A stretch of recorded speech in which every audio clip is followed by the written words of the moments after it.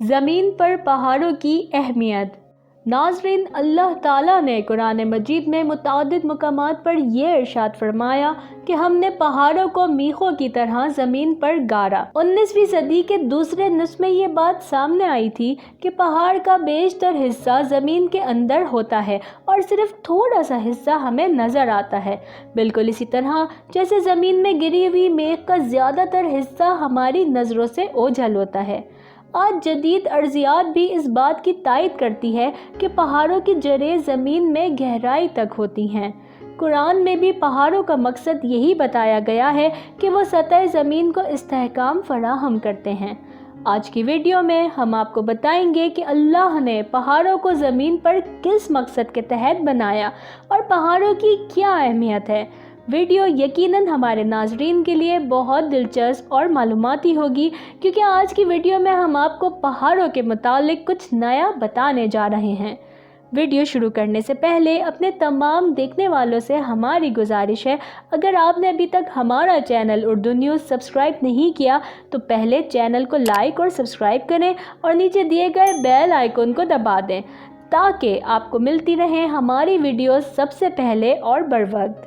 ناظرین، پہاڑوں کی تخلیق کا مقصد اللہ نے قرآن پاک میں یہ بتایا ہے کہ زمین ہچکولے نہ کھائے اور اپنی جگہ پر قائم رہے۔ اللہ نے پہاڑوں کے ذریعے زمین کو سکون و سکوت بخشا ہے۔ اگر یہ پہاڑ نہ ہوتے تو زمین کی ہموار سطح تیز آندھیوں اور طوفان کی زد میں رہتی اور اس حالت میں اس کے لیے سکون ممکن ہرگز نہ تھا۔ احادیث سے بھی یہ معلوم ہوتا ہے کہ زمین کو جب پیدا کیا گیا تو یہ ڈگمگاتی رہتی تھی اور ہچکولے کھاتی تھی، پھر اللہ نے اس پر پہاڑ رکھ دیے۔ زمین پر پہاڑوں کو ایک خاص ترتیب اور حکمت سے پیدا کیا اور رکھا گیا ہے۔ کہیں اونچے اونچے پہاڑ ہیں، کہیں پہاڑوں کا پھیلاؤ زیادہ ہے لیکن بلندی کم ہے، اور کہیں دور دور تک پہاڑوں کا نام و نشان ہی نہیں ملتا۔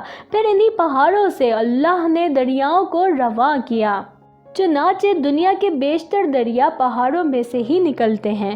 پھر دریاؤں کے ساتھ ساتھ راستے بھی بنتے چلے جاتے ہیں، جیسا کہ اللہ نے قرآن مجید میں ارشاد فرمایا کہ اس نے زمین میں پہاڑوں کی میخیں گاڑ دی تاکہ زمین تم کو لے کر ڈھلک نہ جائے۔ اس نے دریا جاری کیے اور قدرتی راستے بنائے تاکہ تم ہدایت پاؤ۔ سائنس کی تاریخ سے پتہ چلتا ہے کہ پہاڑوں کے گہری جڑیں رکھنے کا نظریہ 1865 میں برطانوی شاہی فلکیات دان سر جارج ایری نے پیش کیا تھا، جبکہ قرآن مجید میں یہ بات 7ویں صدی عیسوی میں بتا دی گئی تھی۔ زمین کے طول و عرض میں پھیلی ہوئی یہ بلند و بالا چوٹیاں انسانی ارتقاء میں معاون ثابت ہوتی رہیں، بلکہ صدیوں سے انسانوں کو پینے کے لیے صاف پانی فراہم کرنے کا واحد ذریعہ ہیں۔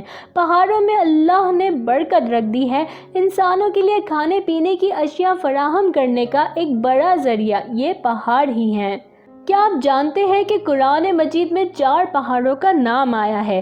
یہ 4 پہاڑ کوہ جودی، کوہ صفا، کوہ مروہ اور کوہ طور ہیں۔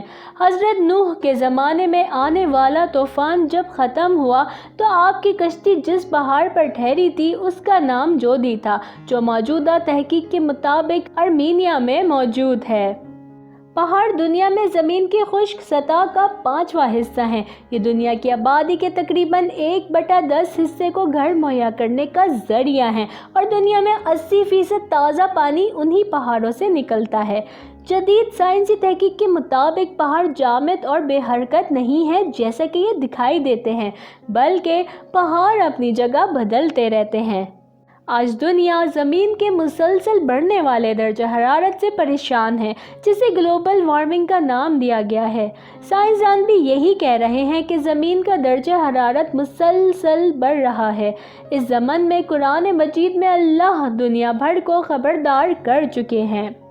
کیا آپ جانتے ہیں کہ لفظ پہاڑ دراصل سنسکرت لفظ زبان کا لفظ ہے اور یہ عام اردو زبان میں کثرت سے استعمال کیا جاتا ہے؟ اقوام متحدہ نے 2002 میں قرارداد کے ذریعے 11 سپٹمبر کو پہاڑوں کا عالمی دن قرار دیا، جس کے بعد 2003 میں پہلی بار پہاڑوں کا عالمی دن منایا گیا۔ اللہ فرماتا ہے، کیا انہوں نے نہیں دیکھا کہ ہم زمین کو اس کے کناروں سے گھٹاتے چلے آتے ہیں، اور خدا جیسا چاہتا ہے حکم کرتا ہے، کوئی اس کے حکم کا رد کرنے والا نہیں، اور وہ جلد حساب لینے والا ہے۔ ناظرین، یہ بھی ایک دلچسپ حقیقت ہے کہ پہاڑوں پر رہنے والوں کے دل بھی پہاڑ جیسے ہوتے ہیں اور وہ پہاڑوں کی خصوصیات کے حامل ہوتے ہیں۔ حضرت داؤد اللہ کے نبی تھے اور بہت طاقتور تھے۔ پہاڑ کے رہنے والوں کو آپ کے تابع کر دیا گیا تھا۔ قرآن مجید میں اس بات کا ذکر ان الفاظ میں کیا گیا ہے، اور ہمارے بندے داؤد کو یاد کرو جو بڑی طاقت کا مالک تھا، یقیناً وہ بار بار خدا کی طرف جھکتا تھا، ہم نے پہاڑ کے رہنے والے لوگوں کو اس کے تابع کر دیا تھا۔ ناظرین، ہماری زمین پر 3 حصے پانی اور صرف 1 حصہ یا اس سے بھی کم خشکی ہے۔ سائنسدانوں کے مطابق زمین پر 71% پانی اور 29% خشکی ہے۔ اس خشک حصے کا 20% پہاڑوں پر مشتمل ہے اور 20% حصہ برف سے ڈھکا ہوا ہے، جس میں پورے بر اعظم انٹارکٹیکا شامل ہے، جہاں برف کے عظیم الشان گلیشیئر بھی موجود ہیں۔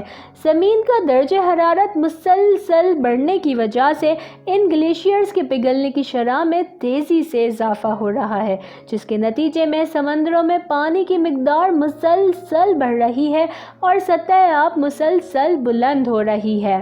سطح سمندر بلند ہونے سے زمین کا خشک حصہ کم ہو رہا ہے، حتیٰ کہ کچھ عالمی اداروں نے دنیا کے ان کئی بڑے شہروں کے سمندر میں غرق ہونے کی پیشن گوئی بھی کر رکھی ہے جو سمندروں کے کنارے پر واقع ہیں۔ ناظرین، پہاڑوں کے حوالے سے یہ ویڈیو یقیناً آپ کو دلچسپ لگی ہوگی۔ اب آپ سے اجازت چاہتے ہیں، دیکھتے رہیے اردو نیوز چینل۔